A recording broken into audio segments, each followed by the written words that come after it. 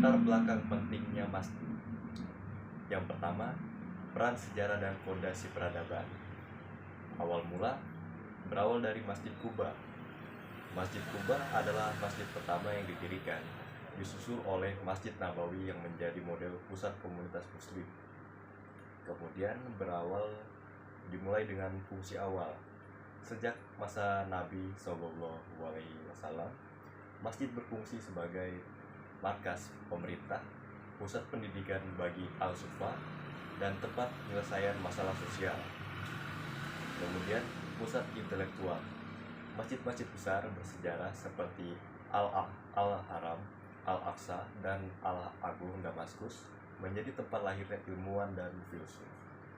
Selanjutnya adalah pemahaman tentang peran masjid dalam membentuk karakter suatu umat dan masyarakat. Masjid dalam pembentukan karakter suatu masyarakat yaitu satu sebagai tempat ibadah, yang kedua sebagai pusat pendidikan, yang ketiga sebagai tempat musyawarah, yang keempat sebagai tempat akad nikah, yang kelima dan yang terakhir yaitu sebagai tempat perlindungan masyarakat. Masjid sendiri memiliki peran dalam perkembangan satu umat muslim, karena sejak zaman Rasulullah, masjid sendiri memiliki fungsi yang sangat luas, tidak hanya sebagai tempat untuk melakukan ibadah, tetapi juga untuk sebagai tempat pertumbuhan umat Islam secara spiritualitas.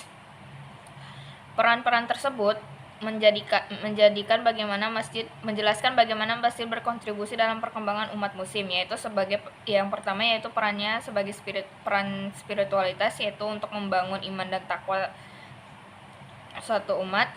Yang kedua yaitu sebagai peran pendidikan untuk mencerdaskan dan membina ilmu. Yang ketiga sebagai peran sosial, sebagai perekat rasa persaudaraan dan solidaritas.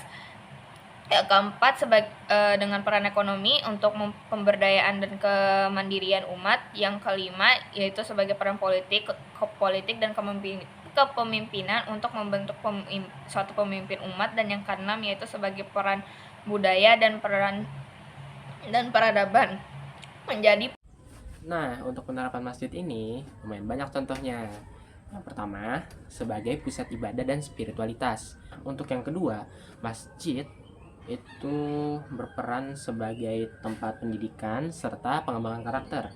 Contoh yang ketiga, masjid berperan sebagai tempat kegiatan sosial serta solidaritas.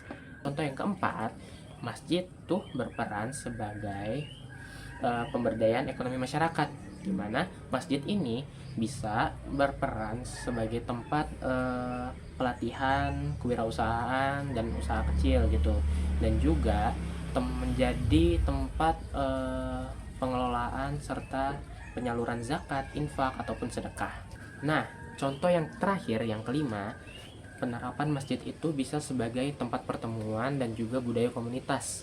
Nah, masjid ini bisa menjadi tempat warga bersilaturahmi atau tempat berdiskusi, lalu bisa juga menjadi tempat untuk kegiatan agama dan sosial budaya.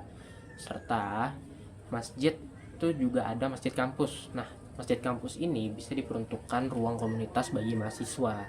Nah, jadi kesimpulannya, masjid ini bisa dan banyak sekali digunakan sebagai tempat maupun sebagai kegiatan sosial, kegiatan agama, kegiatan mahasiswa, dan banyak lagi. Di sini saya akan menjelaskan perbedaan fungsi masjid pada masa Rasulullah Shallallahu Alaihi Wasallam dengan fungsi masjid di masa modern.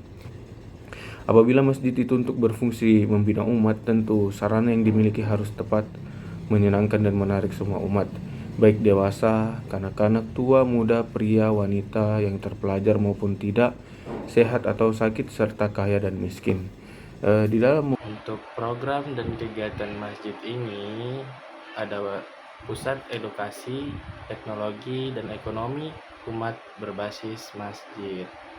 Yang kedua, menggabungkan literasi digital, startup syariah, dan komunitas.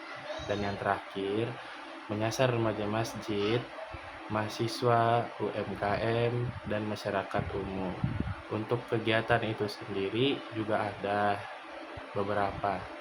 Yang pertama itu seperti Santri Digital Academy, misalnya desain grafis, video dakwah, copywriting atau konten kreatif, atau Masjid Broadcasting Studio seperti kajian online, talkshow, dan podcast Islami. Ada juga seperti sedekah digital delivery, yaitu sedekah berbasis aplikasi dan transparan. Yang terakhir ada forum mahasiswa atau diskusi santai karir, teknologi, dan dakwah atau bisnis, seperti itu. Untuk kesimpulan dari kegiatan masjid dan programnya masjid ini, yaitu yang pertama itu ada program inovatif untuk menjawab tantangan era digital, dan yang terakhir itu menguatkan peran masjid sebagai pusat peradaban modern. Assalamualaikum warahmatullahi wabarakatuh. Saya Dinda Bunga Desvita. Saya mau membacakan evaluasi materi. Pertama, evaluasi terhadap materi latar belakang pentingnya masjid. Materi ini memiliki beberapa kekuatan. A. Kesesuaian sejarah, penjelasan tentang Masjid Quba dan Masjid Nabawi sudah tepat dan menggambarkan masjid sebagai pusat aktivitas pemerintah, pendidikan hingga sosial. B. Keterhubungan dengan masyarakat modern. Materi menggambarkan bagaimana masjid tetap relevan bagi masyarakat modern, misalnya sebagai penjaga identitas